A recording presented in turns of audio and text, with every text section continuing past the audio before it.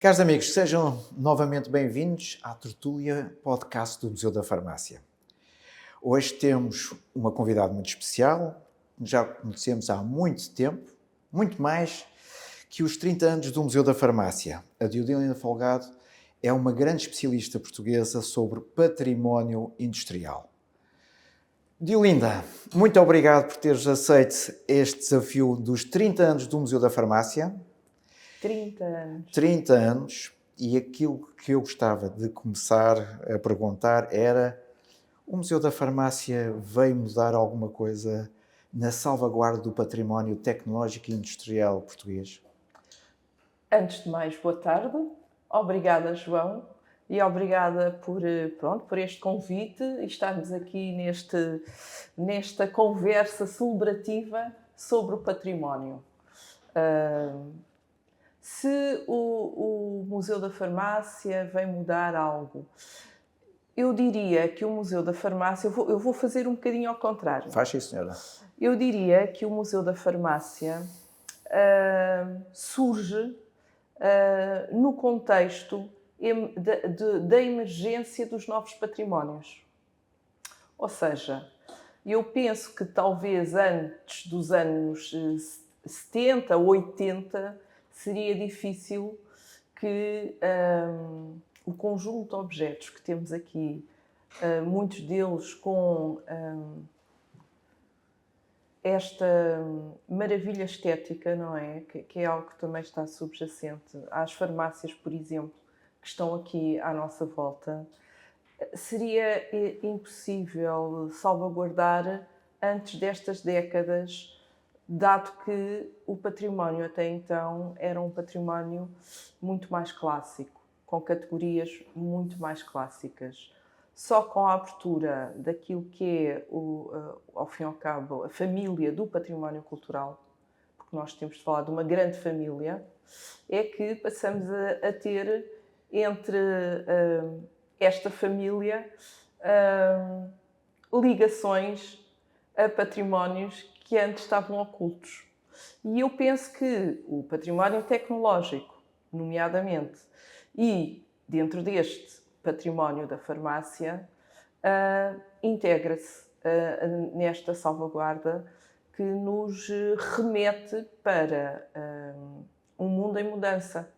Provavelmente também tem a ver com o facto de a perda destas farmácias, a perda da lógica de trabalhar um medicamento atrás da loja. Portanto, quando essas transformações também se vão dando, obviamente que, ainda bem que é um Museu da Farmácia que olha com um olhar especializado e de conhecimento para, ao fim e ao cabo, aquilo que a sociedade vai deixando de lado.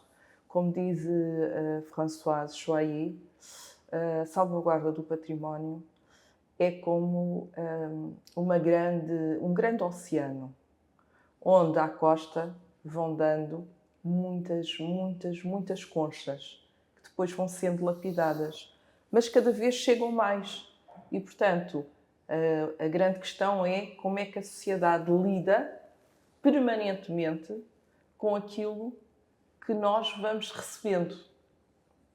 Não respondi à tua pergunta, Não mas respondeste. fiz de outra maneira. Não respondeste porque eu, porque como tu sabes, e tu estiveste muito ligado até numa investigação que fizeste sobre o património industrial. E o Museu da Farmácia, depois de passar também por este nível das farmácias, passámos para o património industrial farmacêutico. E é um pouco daquilo que tu disseste, coincide muito também com uma nova época, que era a dificuldade dos laboratórios farmacêuticos portugueses vencerem na vida. E esse património ir desaparecendo e nós conseguimos captar algum. Mas aquilo que eu fui sempre sentindo, e te pergunto também a tua opinião, é que dentro da própria indústria farmacêutica e da indústria em geral não havia a consciência que era necessário preservar também o seu... Tu sentiste isso também nas tuas investigações? A salvaguarda do património também, para além de ser dinâmica, não é? Implica também um fator muito importante, que é o fator de financiamento, não é? E o que eu senti é que as grandes empresas, nos anos 80, todas elas, por causa da sua estrutura ainda muito ligada à população portuguesa, ou mesmo a famílias de origem portuguesa, tinham um grande cuidado na salvaguarda de alguns objetos que tinham sido importantes para o desenvolvimento dessas empresas. Quer fossem empresas de origem alimentar, estou-me a lembrar agora da Fábrica Nacional, a própria EDP, os próprios CTTs e algumas empresas também ligadas à farmácia ou ao medicamento, como a Bial. Sim.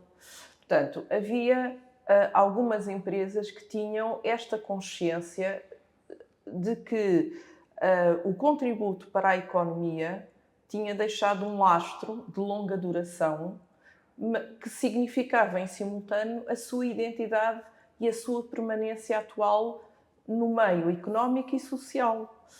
E, portanto, simultaneamente, as questões tecnológicas estavam lá todas, não é?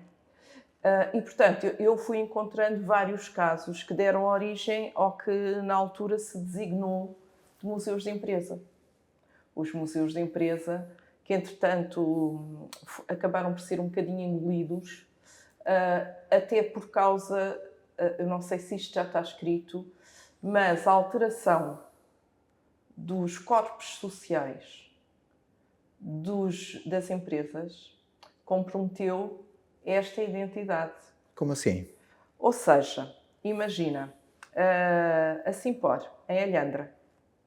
A Simpor, em Alhandra, tinha um engenheiro, que era o Brás de Oliveira, que tanto lutou por um museu na Maceira Lis, fábrica de cimento dos anos 20, como em Alhandra. Quando um grupo é comprado por capitais estrangeiros, eu penso que neste caso foram capitais brasileiros,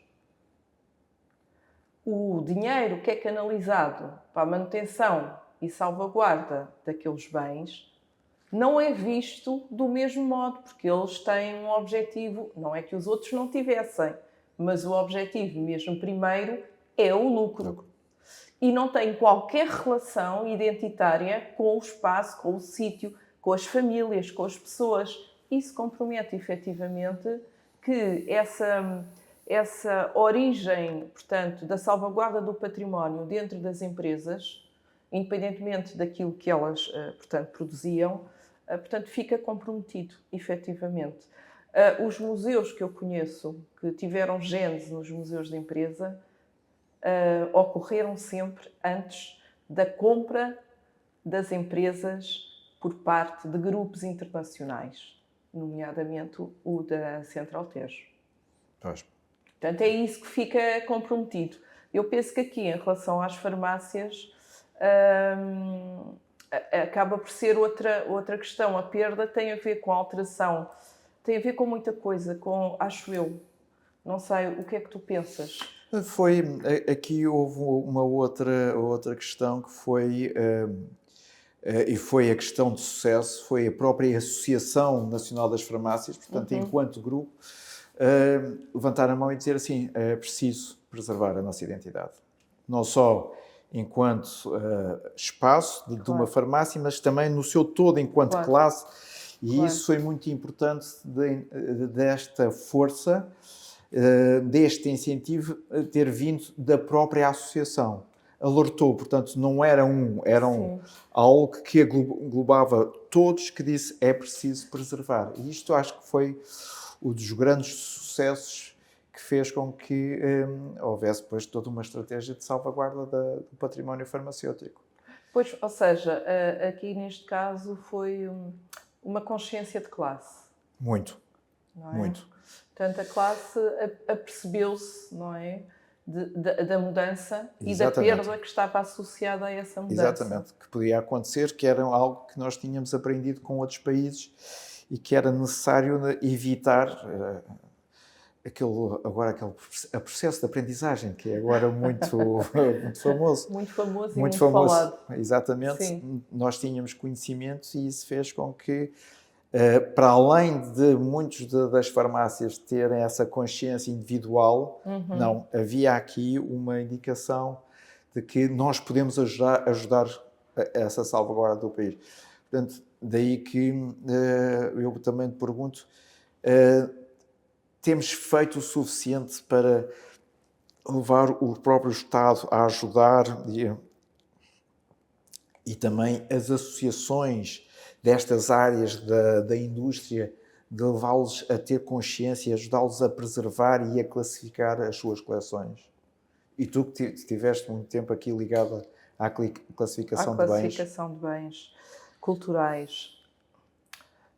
Eu acho que os tempos hoje são muito mais complexos do que quando surgiram as primeiras leis de âmbito nacional para a salvaguarda do património. Pós-25 de Abril, estou a falar mesmo Sim. do pós-25 de Abril, nomeadamente com a Lei de Bases de 2001 e depois com os decretos-leis de desenvolvimento. O que é que me parece? Parece-me que a mudança hoje é tão rápida e a relação que as pessoas estabelecem com os bens é tão efêmera que o vínculo que se estabelece, que se estabelecia com determinadas realidades, ocorre num tempo que provavelmente já não permite às novas gerações terem essa percepção da salvaguarda. Ou seja, por um lado o ritmo é muito rápido, por outro lado há muita vivência num espaço que não é físico, portanto num espaço do ecrã. Portanto, são tudo formas de sociabilizar que afastam do objeto físico, das cidades, do território.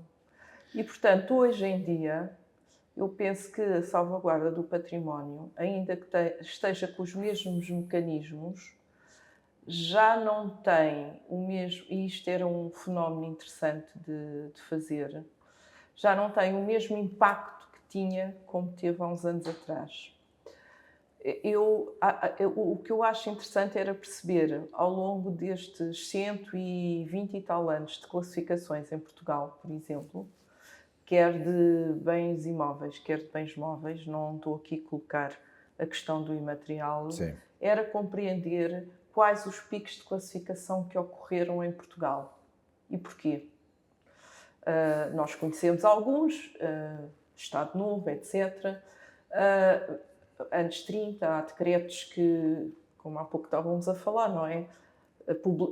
Classifica-se de atacado sem conhecer muito bem os bens, portanto isso ocorreu, mas acho que era importante compreender isso até para definir uma estratégia de classificação.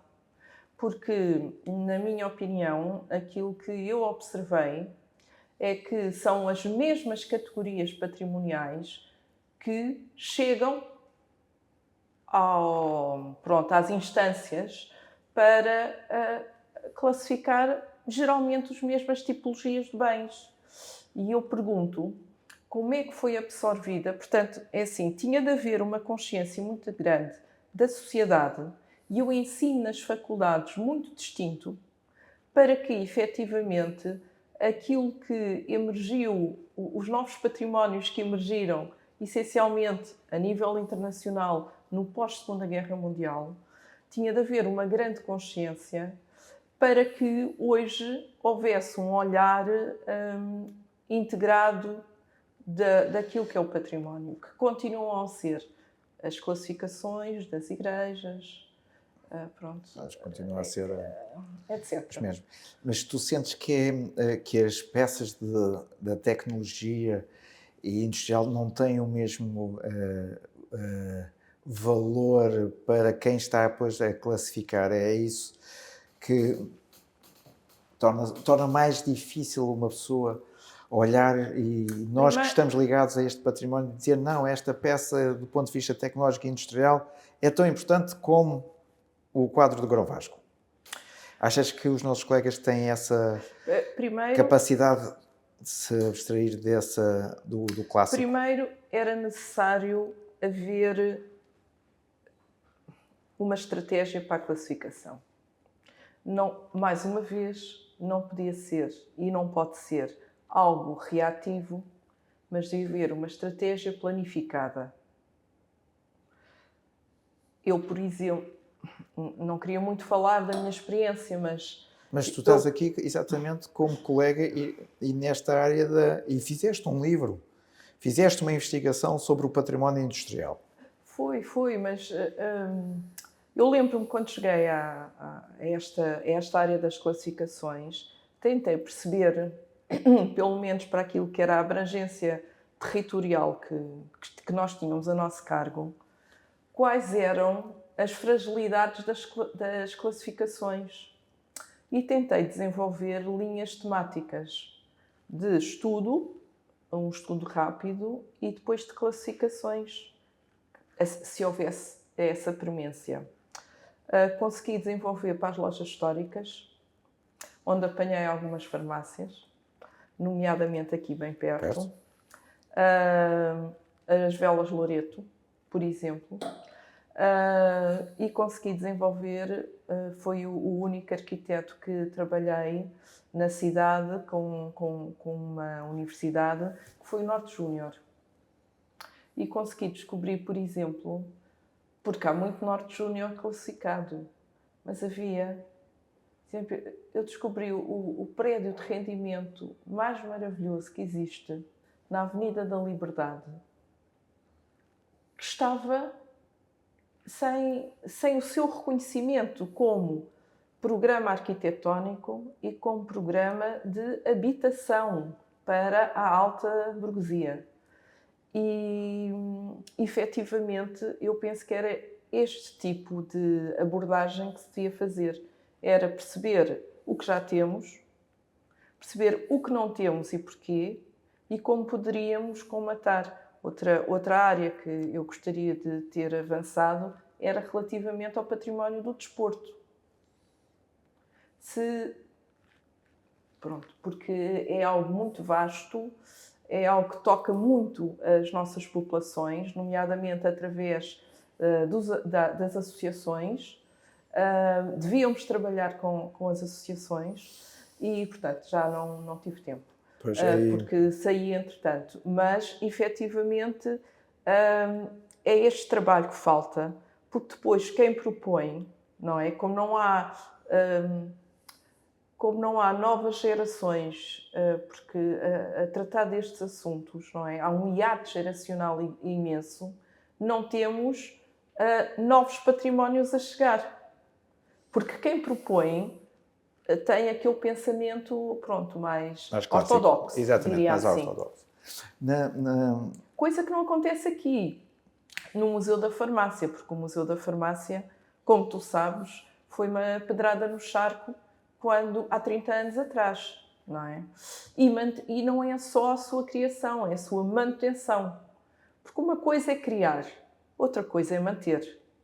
E manter, ampliar e perpetuar o interesse pela coleção, isso é um desafio diário, diria eu. Não é, João? Completamente. Aliás, a nossa atividade ligada ao património é um desafio diário e cada vez mais, por aquilo que tu disseste, porque vivemos num mundo muito rápido e estas peças não têm esse sentido rápido de vida. Elas têm uma longa vida e eu ontem estava a ver um programa onde uma cientista portuguesa estava a ter cada vez mais conhecimento sobre o processo de envelhecimento. E eu disse, é uma boa pessoa para falar sobre até o próprio envelhecimento do património. Exatamente. Porque nós temos este desafio que tu dizes diário, que é como valorizar este envelhecimento diário das nossas peças que têm 7.000 anos ou como podem ter apenas. Exatamente. um dia, mas que se tornaram referências mundiais ou nacionais dessa nossa história. Mas Por isso é que parece que há aqui um contraciclo, não é? Porque neste mundo tão rápido e descartável, nós estamos a fazer o movimento inverso. completamente. Nós estamos a fazer um movimento da longa duração e o movimento de não deitar fora. Ou seja, estamos em contraciclo. E é um movimento que, para a maioria das pessoas, ainda por cima, imagina quando uma cidade... nós temos aqui algo muito distinto na salvaguarda do património em termos comunitários, na minha opinião.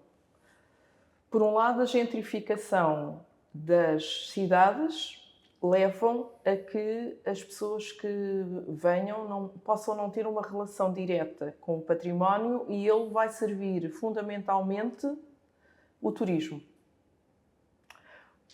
E quando nós tínhamos as pessoas a habitar as cidades, as pessoas locais, elas lutavam pelo seu próprio património. Mais uma vez, a questão das empresas. Eu lembro-me de ter feito uma exposição.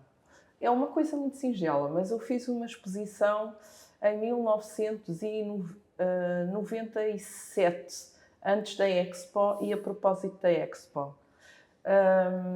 E claro que foi num edifício industrial, a convite do saudoso José Sarmento Matos. E, portanto, eu gosto de enormes desafios e de ser um bocadinho disruptiva. E, portanto, fiz uma exposição num sítio que era uns armazéns abandonados. Mas muito famosos e muito importantes, que tinham também o contributo do arquiteto Norte Júnior. Nomeadamente, portanto, eles eram conhecidos pelos armazéns Abel Pereira da Fonseca, localizados na zona oriental de Lisboa, delimitam e fazem uma grande área urbana, delimitam uma frente de praça, que é a Praça David Leandro da Silva. Ainda estavam 1 ou 2 empregados dentro do espaço, portanto, o espaço não estava encerrado totalmente, a empresa ainda existia. Havia também ainda o mercado, portanto, onde era antigamente a taberna, onde o Fernando Pessoa tem uma fotografia. Portanto, havia ainda o mercado, que tinha sido o Val do Rio. Portanto, isso rapidamente desapareceu no final dos anos 90. E então nós fizemos um programa cultural para os armazéns e eu fiquei com 2 naves. Portanto, deram 2 naves para poder fazer uma exposição sobre, ao fim e ao cabo, a zona oriental de Lisboa, que antecedia a Expo. Ou seja, a ideia era preparar em termos urbanos a população e os visitantes que chegavam à cidade e que poderiam fazer, que é algo que ainda está um bocadinho por cumprir, mas tem estado em caminho, que poderiam fazer desde o Terreiro do Paço até ao Rio Trancão. E, portanto, encontravam ali uma âncora, como se costuma dizer, que era efetivamente aquele polo cultural que hoje é uma Vila 8, mais pequenino, porque nós ocupamos tudo. Então, fiz uma exposição com o José Fragateiro, que se chamava O Tempo Industrial.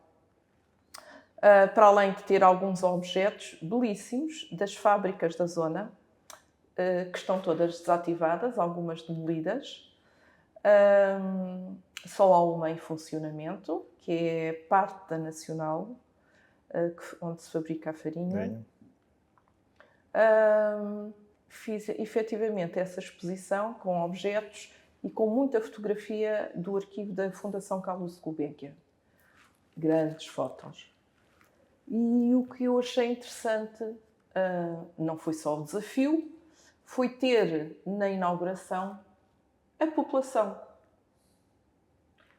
E a população local, operária, foi a Abel Pereira da Fonseca, que eram os seus armazéns. Aqueles que tocavam naquela... Aqueles que tocavam. E mais, trouxeram os amigos e os vizinhos, porque alguns deles lembravam-se de quem estava nas fotografias da fábrica do fósforo, etc. Portanto, é esta identidade com as pessoas locais que habitam os espaços que se perde também com este fenómeno da gentrificação. E depois o património fica muito menos ao serviço das populações e mais ao serviço do turismo.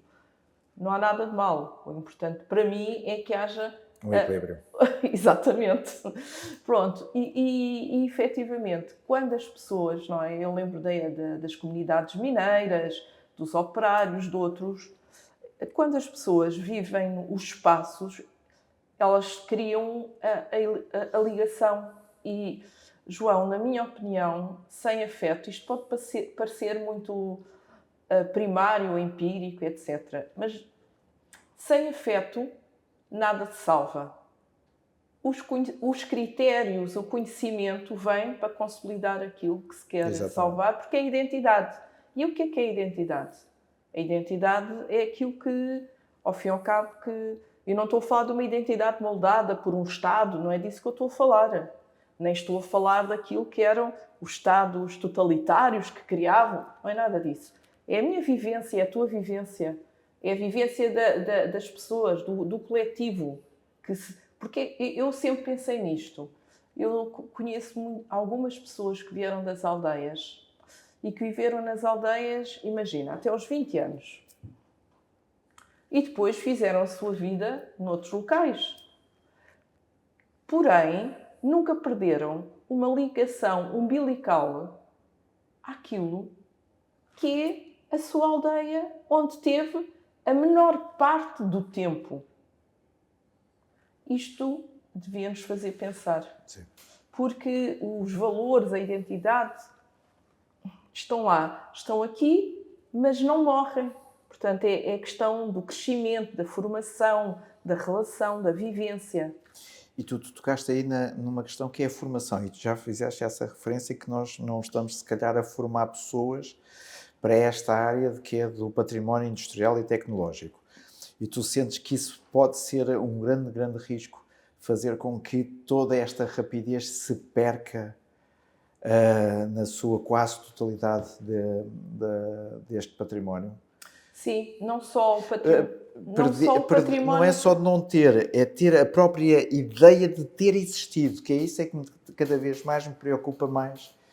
É quando se pergunta, e quando eu vou ter com algumas empresas, as pessoas já não se lembram da máquina. Aquela máquina, aquele sistema foi importante. Mas agora já não me estou a lembrar, já não... Portanto, a perca começa exatamente pela memória. Exatamente, a perda começa precisamente pela memória e os mais jovens podem chegar a essa memória através da formação, não é? Portanto, há aqui dois caminhos, diria eu. É o caminho da formação e o caminho da vivência, que liga, o que traz o cimento, não é? Porque isto é uma questão, o que está aqui são layers que cimentam o passado e o futuro. E nós estamos a construir no presente. Isto é o património. Quem não o vive ou quem não tem a formação, como é que pode chegar àquilo que são os objetos? Só por via, provavelmente, do olhar artístico. Não é? Que pode construir e reconstruir e dar nova vida. Mas esta noção que nós temos de património cultural, se efetivamente não houver formação, e a parte tecnológica, repara, é uma parte muito complexa. Porquê? Porque o que geralmente se dá... Imagina, se os engenheiros... Estou aqui a voar apenas. Se os engenheiros estivessem na sua formação... para além de questões de gestão de empresas, não é? Portanto, engenheiros com capacidade de fazer a sua empresa e com capacidade de salvaguardar. O engenheiro conhece a parte tecnológica.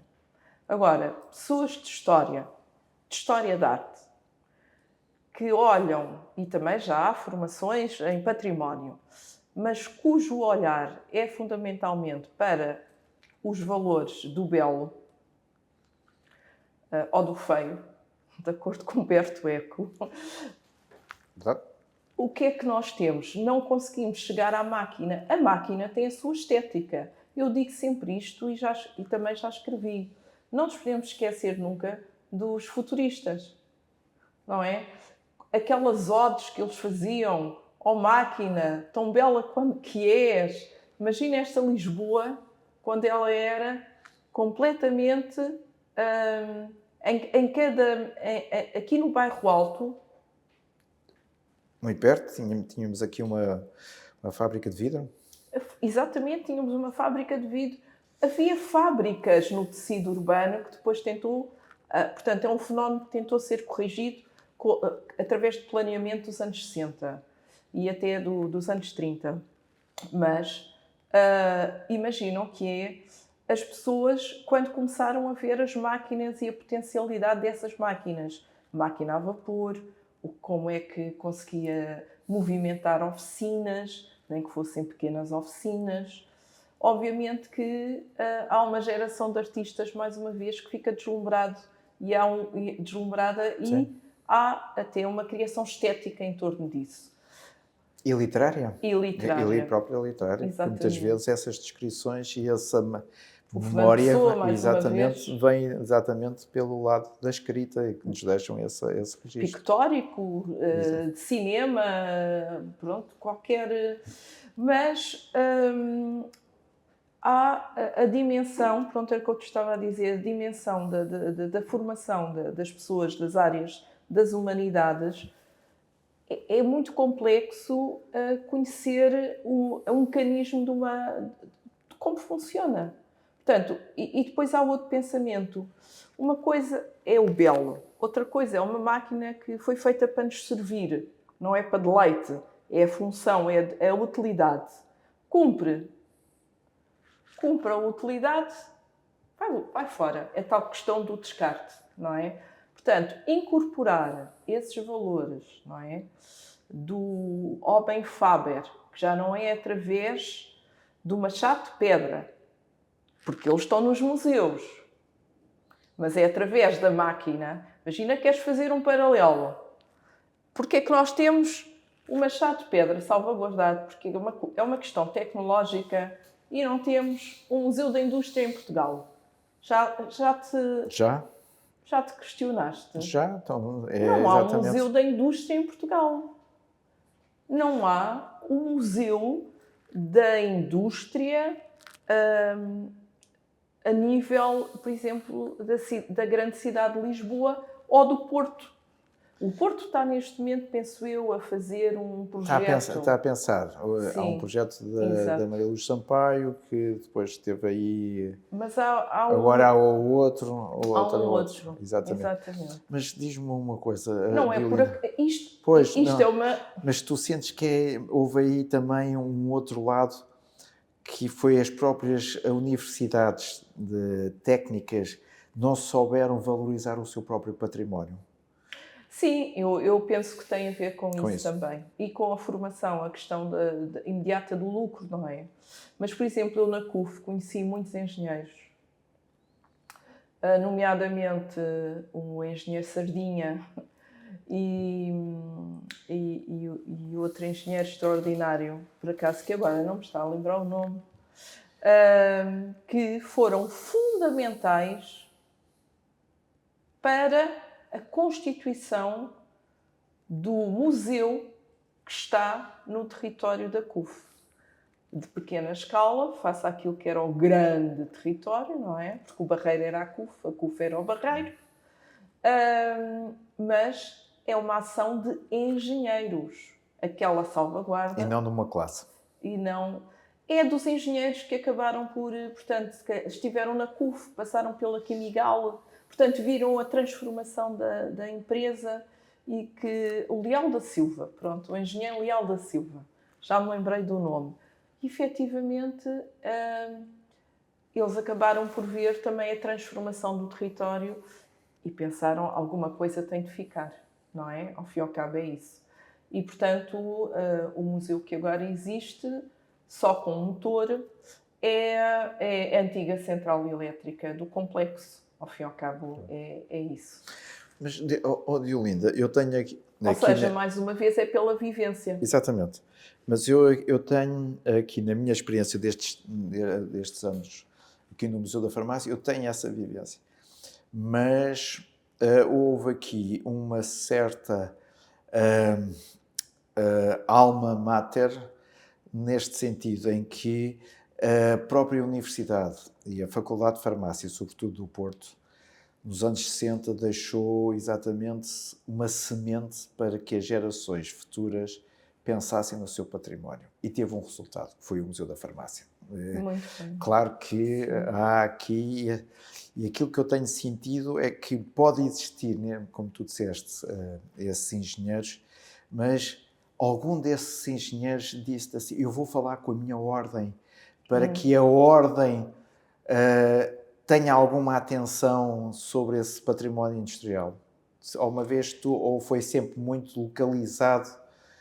Aquilo não quer dizer que eles não o tivessem feito, eu não sei. Pois.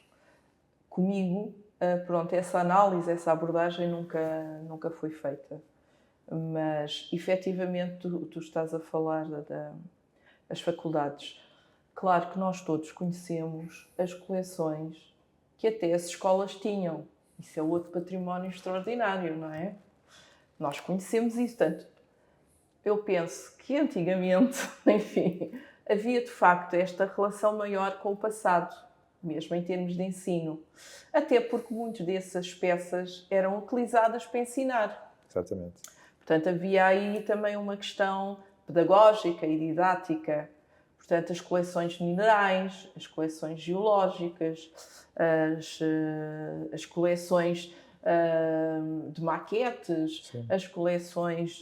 o técnico tinha muito... Eu não sei como estão essas coleções. Provavelmente ainda existem. Se nós pensarmos no património escolar móvel... Sim, são algumas escolas, não sei quantas, mas... Eu não sei, havia os animais embalsamados para se dar a biologia, as ciências... Havia muita coisa. Tens Portanto, um caso que é o Colégio Militar, que ainda conseguiu preservar. Portanto, há aí gênese, efetivamente. E as empresas, portanto, os alunos, se calhar foram esses alunos que, ao passarem e conhecerem essas coleções, fizeram muita coisa na sociedade civil. Agora, mais uma vez eu digo, é necessário um pensamento estratégico. E um pensamento estratégico inter, não é só do Ministério, é interministérios. Imagina, uma coisa que eu gostaria, que eu tentei também, era o património escolar arquitetónico. E fiz uma coisa no Forte de Sacavém, que eram as escolas dos centenários, em Lisboa. Só com a colega que ficou, portanto, com esse trabalho, com esse fio de condução. Só isso deu para conhecer programas extraordinários em termos arquitetónicos, da sua relação com os bairros, da sua implantação urbana, coisas extraordinárias. Agora, é preciso um trabalho, um lastro, não é? Eu às vezes pergunto-me o que é que as universidades andam a estudar? Não é? Serve a quem? Porque tinha de haver uma relação direta com a sociedade, nomeadamente em termos das humanidades. Estou a falar das humanidades. Lançaram um projeto entre o Ministério da Educação e o Ministério da Cultura para a salvaguarda daquilo que é, e mesmo em termos de laboratórios, para mim era fundamental. O que é que já se perdeu, diria eu, não sei. Mas sempre se vai a tempo para se fazer qualquer coisa. Portanto, João, qualquer área... Estás a ver, já falámos aqui do desporto, do ensino, de arquitetos, de laboratórios, farmácias. Portanto, qualquer segmento da atividade, não é, da nossa sociedade deixa um lastro. Era o que dizia a Françoise Choyer, não é? Como lidar? Mas agora essa era a questão que eu te queria colocar. Então, e o que é que tu desejas que possa ser alterado para defender melhor o património industrial? E para defender o património industrial? É apenas ter agora também está na moda, uma estrutura de missão que faça esse marketing junto das empresas, junto das associações industriais, junto dos Ministérios da Economia e Tecnologia, junto dos próprios colegas, para também se valorizar esse lado da investigação? Sabes, eu já tive relações de proximidade e de afastamento com a salvaguarda do património industrial, de entusiasmo e de mágoa, como todos nós temos nas nossas relações e com as coisas com que lidamos. E hoje, em 2026, falar da salvaguarda do património industrial é quase cuidar do que já foi salvaguardado. Ou seja, nós tivemos um tempo que foi possível conhecer. O tempo da desindustrialização e da deslocalização das indústrias, onde foi possível fazer inventários, conhecer, anos 80, e daí resultaram as poucas classificações que temos, houve depois mais algumas. Talvez tenhamos cerca de 40 para um universo, imagina, de 4.000. Portanto, isto são dados já com alguma desatualização, mas vê a relação.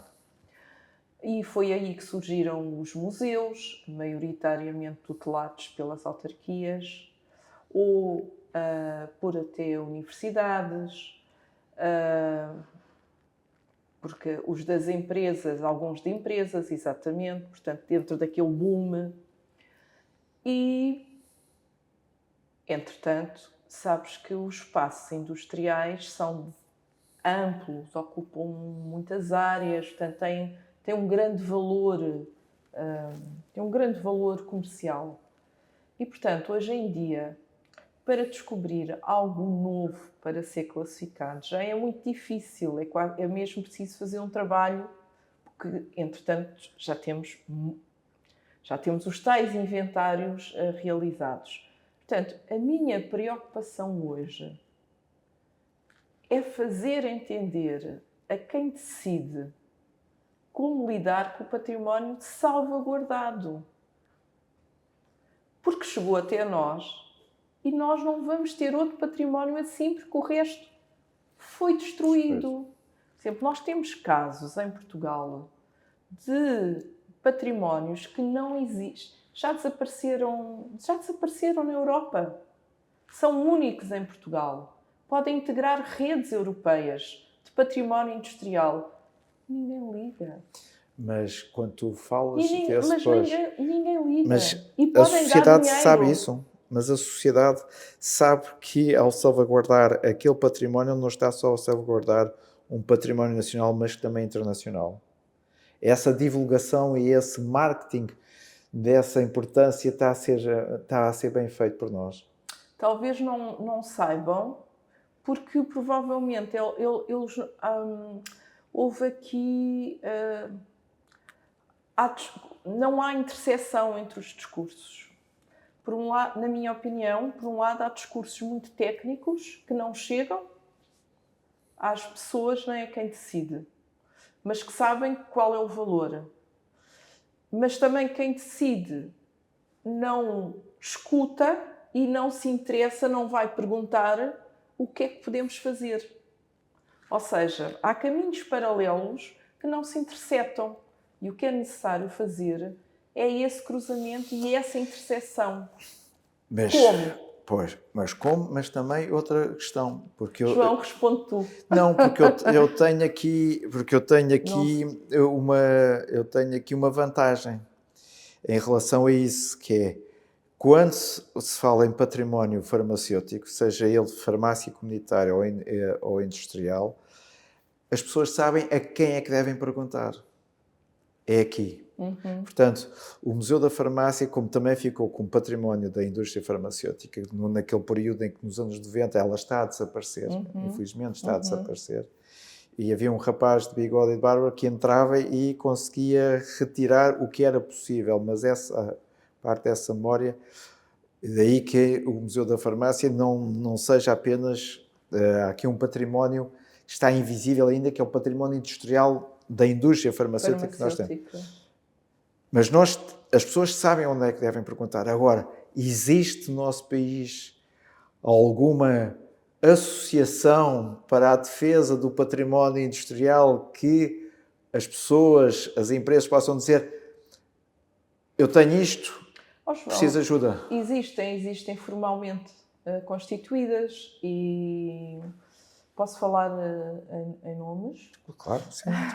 Nomeadamente a APAI, não é? Teve uma grande importância. A APAI é? A Associação Portuguesa de Arqueologia Industrial, que começou por ser a AIRL, e ainda nós éramos muito pequeninos, que era a Associação AIRL, a Associação da região de Lisboa, industrial, qualquer coisa, pronto. Só da região de Lisboa e depois passou para a escala nacional. Só que não há pessoas, não há aquilo que eu te estava a dizer, não há jovens que agarrem a continuidade das associações. Portanto, houve um boom, ou seja, o modo de ligar, de hoje as pessoas se ligarem que devia haver um canal online, um TikTok, um youtuber que se ligasse e que se importasse por estas questões e que falasse, deixo a questão. Porque as metodologias que existem são metodologias que se calhar não respondem ao tempo atual. Poderá ser, então temos de nos reinventar, não é?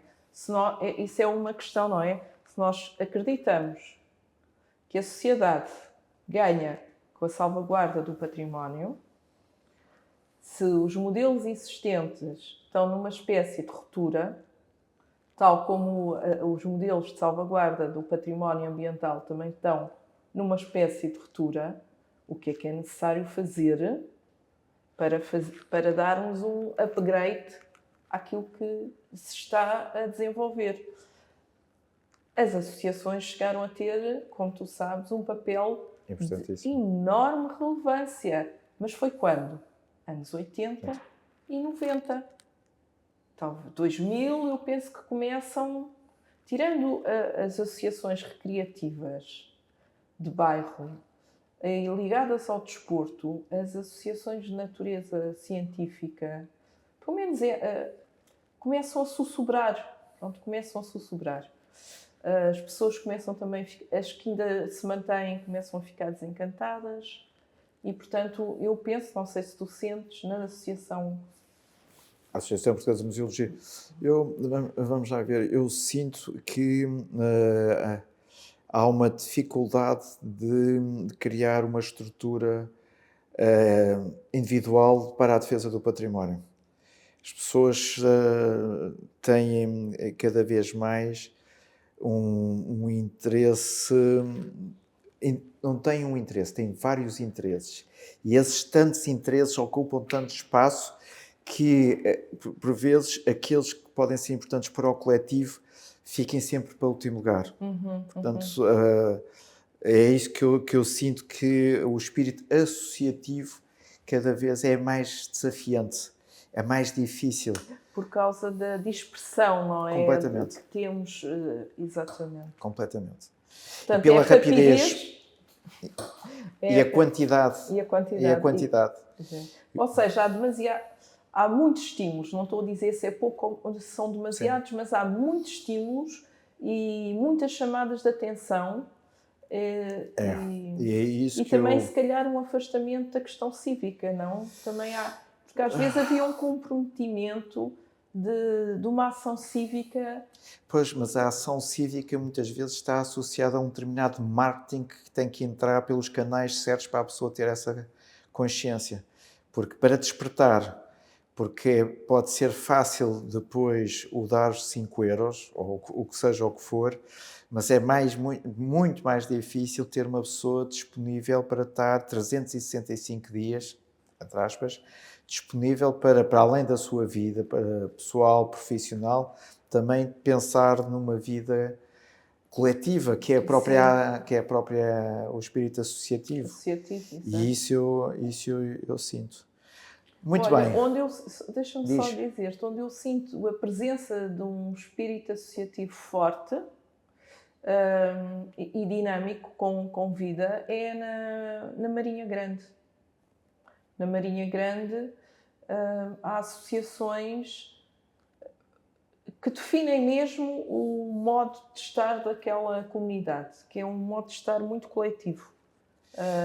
Mas isso vem outra vez ao encontro daquilo que tu disseste, porque eu estive, por causa desta calamidade, estive na Marinha Grande e o ponto que estava sempre presente em cada sala e em cada peça era que havia uma relação familiar com alguém da sua família que esteve à volta na produção daquelas peças, neste caso do Museu do Vidro. Portanto, e esse sentido de identidade ligado à indústria, ligado à produção, ligado àquelas máquinas, mas sobretudo ligado ao resultado daquelas máquinas, tinha esse lado emocional porque alguém da minha família trabalhou, não é? Esteve aqui, esteve ligado. E isso fazia exatamente que aquela tristeza dos olhos depois viessem, juntamente também com um mar de esperança de que talvez seja possível salvar e de renascer para esse novo mundo, porque é como tu dizes, isto é sempre, andamos à procura sempre de um novo mundo todos os dias na nossa vida ligado ao património. É verdade. Faço sempre esta pergunta aos meus convidados. Então, e qual vai ser o grande desafio do Museu da Farmácia para os próximos 30 anos na área do património industrial ligado à farmácia? O Museu da Farmácia está completamente integrado naquilo que é a oferta cultural da cidade e do país. O grande desafio é passar a internacionalizar-se, diria eu, e permanecer, porque isso é um grande desafio, é permanecer, portanto, com a dinâmica que tem ou mais, e depois, se calhar, criar redes internacionais, diria eu. Quantos outros museus da farmácia existem internacionalmente? Eu não sei. Pois, Linda, existem, mas isso é também, vamos ao este caráter muito específico do Museu da Farmácia. Portanto, existem, do ponto de vista da área da saúde, porque saúde há à volta de 900 em todo o mundo. Qual é muitas vezes o grande problema? É que eles eram estes museus muito fechados ou para uma comunidade local, portanto era a farmácia que foi preservada daquela cidade, ou eram espaços de formação do currículo das universidades. Este foi o primeiro que abriu o seu património todos os dias a toda a sociedade. E isso mas isso, se calhar, seria interessante muito interessante para esse... Este é um bom uma exemplo. tentativa de criar uma rede, não sei, ibérica num primeiro momento, Espanha. Sim, temos algumas, porque são os mais próximos. Os espanhóis todos mas aqui ao Museu da Farmácia. Mas, Odiolinda, mas na isso... Páscoa, eles estão cá todos. Não, mas nós temos uma relação muito próxima, exatamente por aquilo que tu estás a dizer com os nossos vizinhos aqui da Extremadura. O Museu da Farmácia tornou, nestes tempos, um espaço de promoção da própria profissão farmacêutica. Eles não vão, muitas vezes, aos seus... Claro que vão, mas quando querem dar como exemplo de que a história e o património farmacêutico está para além do edifício, do imóvel, de uma determinada estrutura, é aqui ao Museu da Farmácia que vem. E isso, o Museu da Farmácia, foi nestes 30 anos Sim, aqui essa pedra no charco, mesmo do Sim. ponto de vista, temos maior relação ibérica, porque todos os farmacêuticos que vêm de todo o mundo dizem sempre um pouco a mesma coisa. Os seus espaços de património são espaços fechados. Este é o único que está aberto para além daquilo que é o Portanto, acaba normal. por ser uma sala de recepção com esse caráter Nós ganhamos isso. transnacional. Ganhámos isso, ganhámos muito. E isso muito aqui pelo lado do nosso lado, sobretudo com a Extremadura, com o lado da Extremadura ibérica. Parabéns, Diolinda, João. estamos todos. Parabéns. Diolinda, muito obrigado por teres vindo, por teres aceito. Obrigada. E, olha, devoto de sucesso, Passou porque tenho a um instante, certeza. Foi rápido. Obrigada, Muito bem. João. Caros amigos, até ao próximo mês, novo tema, estejam atentos às nossas redes sociais e muito obrigado pela amizade que têm todos os dias para connosco.